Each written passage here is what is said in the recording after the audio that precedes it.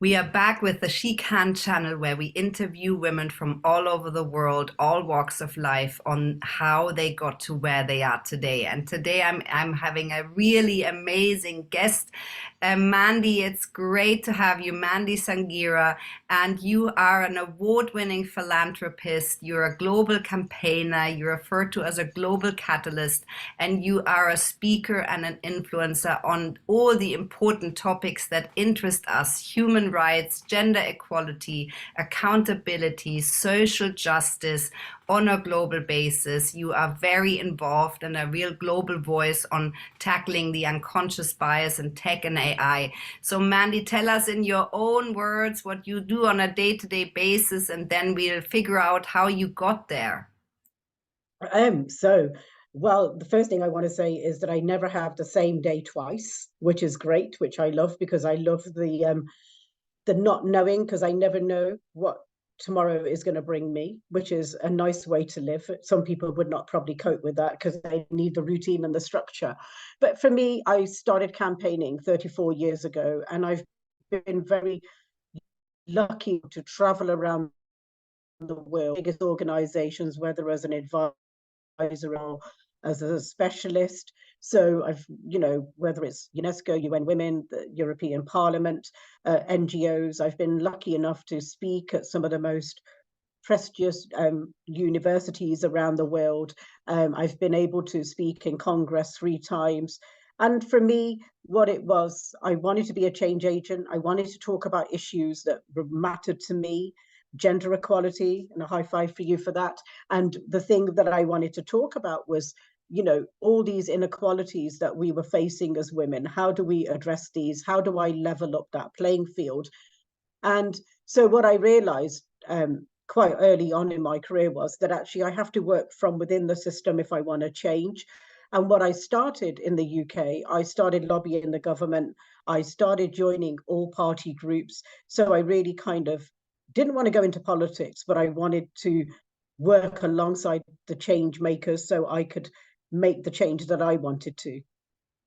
Mandy, which is so inspiring, and we are so grateful to hear your story. Tell us a little bit, a few project concrete of what you're working on right now.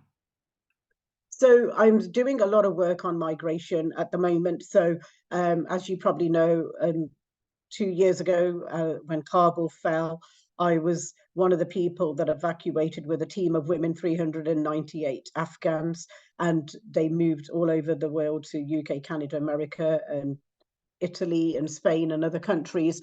I'm doing a lot around tackling biases in tech around the world right now, and back into Silicon Valley in March. So for me, what it was about looking at how do I use AI and tech for good. I do a lot of hackathons with young people, being able to do them in over 140 countries. So for me now, it is about empowering the next generation, bringing up that real lot of change agents behind me. And this is why joining you, Steph, was so important. So for me, I'm always saying about sending the elevator down for people, because once you've made it, you've smashed that glass ceiling. We want it to become a floor for others to walk on behind you. I don't want to be one of those women that has made it to the top, but actually is just looking down at people. I don't believe in working that way. I'm very passionate about mentoring and empowering, being an ally, and sponsorship, giving people a real seat at the table next to me, and giving people the same opportunities that I have now been really blessed with. But not everyone has those opportunities, and I don't take mine for granted. But what I try to do now is look at the issues that are affecting people around the world. As we see, there is over 25 conflicts ongoing in the world. Sadly, women are the ones paying the price. I don't get into the politics of the conflicts, but I'm going to stand up for the women, and women who are experiencing sexual violence and abuse. And it doesn't matter what religion or culture it is, because actually, like I said, I was involved helping Zahidi women, and I've helped Syrians, and now more recently been speaking out about some of the things that have happened, in October the 7th. And, sometimes you have to be your authentic self, Steph. And this is the first advice that I would give to every person that I ever meet. it's very easy to wear a mask and try to fit in and go with what's popular. But actually, if you're not true to yourself and you can't look yourself in the mirror and be happy with who you are, then you're not in it for the right reason. And that's been one of the secret to my success, is about being authentic, being real, standing up for what I believe. And even if I'm standing alone, and sometimes it's a very lonely place, but it's that resilience and self belief in yourself that I guess that helps me to get through to where I want to in life. Yeah, thank you so much for these beautiful words, Mandy. Mandy, so what would you say is your main motivator going forwards? Wow, that's a really good question. I think for me, I'm incredibly grateful for an amazing life, and I have a lot of privilege that sometimes that I don't even realize. And it's about paying it forward. So for me now, it is about really leaving no one behind and making sure people have real opportunities. So if you're a new refugee in the UK, for instance, I want you to learn English. I want you to integrate. I want you to have the freedom and the choices that we have in this country. But I'm also very clear that actually to the parents and other new communities that actually you're welcome, but actually we do not want these out of date practices of FGM and harmful practices or early child forced marriage. Those values do not align with what I believe in or what stand for in the UK. So I'm one of the founders of the UK Forced Marriage Unit. And so for me, I'm all about integrating and then bringing up and addressing really difficult conversations. But it's also about when I'm supporting new refugees and migrants that I'm also being very clear to them that actually some of these out of date practices that you want to bring, these do not have a place in the UK. I mean, I'm having young children reaching out to me from Afghanistan that I've rescued who are saying to me, my parents are now putting me under pressure to say I need to get married or I need to I can't go to college anymore. I need to stay home. I need to learn to become a bride and I've got to get ready to get married. And I said, no, is what do you want to do? So it's about trying to educate young people. So I think for me, I just want to keep empowering the next generation, showing them that, look, you have rights. It's also about respecting your parents because, they are important. But it's also trying to educate the communities and the families that, look, you know, there are some things that we're not going to tolerate, like cultural practices that are out of date. They don't have a place. So, I'm kind of taking on some very difficult conversations and topics that a lot of people probably wouldn't be brave enough to take on. But I guess that is me, and I'm not scared to call out things when they're wrong. Yeah, which we are very grateful for, Mandy. There has to be many more people that are comfortable with the uncomfortable conversations that need to be Yeah. had now and in the future. Mandy, so what would you say are your top qualities? That is definitely a top quality, to be able to hold the space with these uncomfortable spaces. What else would you say sort of defines you and makes you good at what you do? I think for me, there's a couple of things I would say. Like, I believe of being authentic and bringing my whole self to the table and not be scared or ashamed of who I am. I'm proud of being a woman from an Asian background. I'm not, I know that that brings a lot of other great things to the table. I think I let go of fear because I learned that it's not real outside of my head. So I've learned that. I've realized that failure is a part of success as well. So there's always a lesson in everything. I don't always look at the negatives in things. I always try to look for solutions. And one of the things that I would say is that actually, if you're in a position like I am to pay it forward, then it's really important that you do that. It's really important that you share your values of integrity, empathy, and compassion. And by being selfless and helping people and really, sort of taking on and addressing those issues. Those are the kind of things that are important to me. And I also think my faith of Sikhism, having an element called seva, which is a life of service, which is something that, is really important. And I think as I've got older, the 3 or 4 values of my faith have been very important to me, of social justice, promoting equality, and serving others. And those are things that I've done for over 3 decades, but I actually never really realized I was very lucky to fall into my life of service at a very early age, and the universe has given me way more than I've ever deserved. And I think, you know, be prepared to accept opportunities and don't have fears and think, oh, I'm not good enough for this, because, you know, the universe has a funny way of bringing things to you, Stefan. If you sometimes your imposter syndrome could kick in and think, oh, well, I'm not good enough, I'm not worthy enough. And I think, no, I don't say that. I always think, try me, I'll give it a go.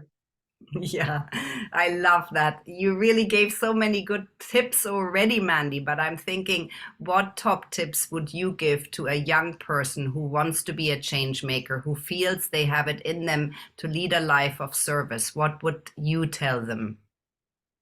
I think, you know what, one of the things that I would say is that it's about listening to your intuition. It's been the biggest thing that I've have learnt when I've gone against my intuition, my gut feeling, whatever you may call it.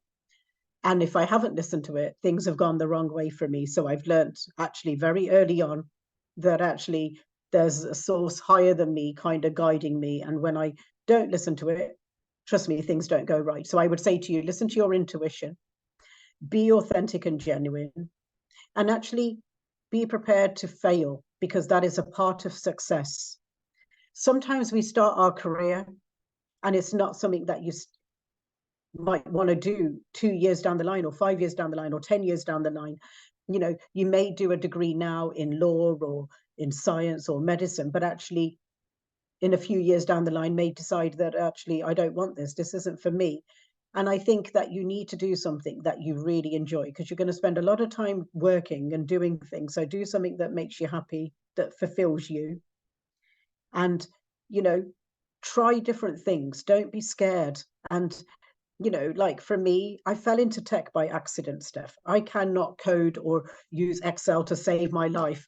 But you know what? I come in with the ethics side of it. I'm looking at how do we address those biases? How do we make sure that AI has the real kind of moral compasses that we need society to have? So by accident, I fell into the tech industry, not anything that I have gone and done tech or did STEM or anything like that. So what I'm trying to show people is when an opportunity comes, grab it. Don't listen to the voice, or you can't, because there is no such word, and just give it a go. And what's the worst that could happen? Yeah, yo, I love that. Mandy, what are you most proud of to date? Well, what another good question, Steph. Do you know what? I've been so blessed and I've been so lucky with the most amazing life. And I've, you know, like there was things that I never thought would ever happen in my life. Like, you know, the first time I went to the UN, I thought, wow, this is amazing. And then you get invited like to European Parliament, you're like, wow, House of Lords, the Commons. And then, you know, like the House of Representatives, the most powerful place on the planet. And now this year at G20 and even before that. And I've just feel like, you know, I've just been really lucky that I've been given so many opportunities that I could never pick any favorites, because I just have been given a life that most people would dream of. But I don't take it for granted. I believe in paying it forward. I make sure that other people come along for the ride and they have those same opportunities. And again, like this week, I was invited to speak at Cambridge, and I'm going to be flying to the United States, so I'm not able to. But I passed it on to somebody else to take my seat. You know, and that's what we need to do, because sometimes, you know, Steph, and I would love other women and men, you know, sometimes we're given opportunities but we hold on to it, and if we can't do it, we don't share our connections. And I think that it's really important that we help the next generation. They don't have it as easy as we do, because the work and getting opportunities are not like what they were for us. I think when I left school many years ago, I, you know, left school over 30, nearly 4 decades ago. So things were really different then. You could walk out of a job and go into another job tomorrow, but it's not like that now. So I think that it's really important, if you're in a position of privilege and power, and if you're able to help somebody by mentoring or being a sponsor or being an ally, it's really important that you do that. And for young people, don't be scared to reach out to people on social media and ask for help. Do not be scared to ask someone for work experience, or ask them to mentor, or ask them to support you and help you in your journey, because trust me, the people have a right to say no, but you have a right to ask. And sometimes, you know what? It's just the right person will come along and help you. Yeah, thank you for that. That's how we met, Mandy, which I Yeah, love. Yes, yeah, absolutely. And the power of connections and how important that is. Mandy, yeah. so who are your role models? Wow. I have a couple of people that I would say that are really amazing. So one of them is Phyllis Chesler, who is an 82-year-old um, feminist who's an amazing writer who's written 20 books, lives in New York, and is, somebody that I really inspired to, look up to, and actually is so incredibly authentic and genuine. I mean, I was lucky enough to join Oprah at home through the lockdown when she was doing her Zoom calls, which was hilarious in her kitchen, just like you and I are now. And I think, I've been so lucky, but I would say Phyllis, and then I have friends like Shelley and Tessie, and I have lots of people around me that, they all bring different things to my life, and they are extraordinary in their own way. It's very Yeah, difficult to pick one or two people, but I think there are people that I look at who have come before me, and they are great role models, and like Gloria Steinem, these women are amazing. But for me, we're that middle stage now, and I've got women coming up behind me, and I just think that we need to create the next generation of feminists and activists and campaigners, and give them those opportunities, give them those seats at the table, give them that exposure, give them those opportunities, because we're not going to be around forever, but the work is always going to continue. absolutely. Yeah, thank you so much for these great words. Mandy, so what are your goals and dreams? Is there things for you in store? How does your Oh my future? God. I mean, I've just been approached to start a podcast. I'm going to do, I think, interview 6 or 8 people next year. So I'm really excited about that. So normally I'm always doing the answering. So I'm really looking forward to switching the role and asking people question. And I'm really looking forward to that. And I think, there is something around a book to be coming up in the near future as well. So I'm really excited about that. Um, you know, there's so much work to be done, and that I will continue to do it. But I'm also bringing up a lot of people behind me now, doing a lot more mentoring and sponsorships now, and making sure that young people are really given those opportunities. Thank you so much, Mandy, for your great story, for She Can Today, for being a role model and telling your story. Thank you.